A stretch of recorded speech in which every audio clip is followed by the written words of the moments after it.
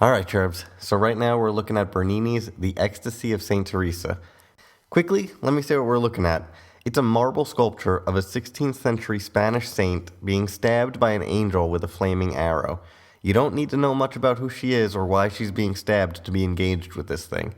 It commands our attention from inside the Cornaro Chapel within the Santa Maria della Vittorio Church in Rome.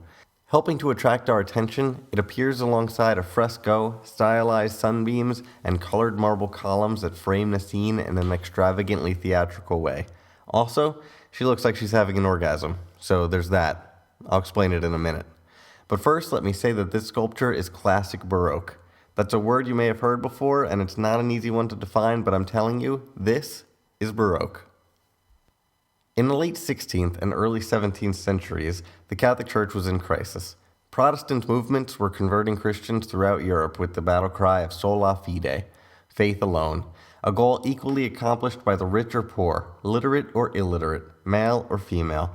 Understandably, these preachers found traction among the underappreciated. Protestant churches are unornamented, a clear response to the excesses of the church and the high Renaissance with its habit of using upper-class citizens as models alongside religious figures. The Baroque could, in one way, be viewed as a reaction to that reaction. It does not shy away from material wealth, but through its massiveness and grandeur tries to shatter the walls between the physical and the spiritual. The difference between heaven and earth blur when we're confronted with, for example, St. Peter's Basilica. The Protestant reformers put a stronger focus on the intangible, and the Catholic Church responded by using its material wealth to, perhaps paradoxically, encourage the immaterial, spirituality, feelings. Bernini could do that. So what does St. Teresa have to do with this? Well, living through this difficult time, she, through the power of meditative prayer, had spiritual visions.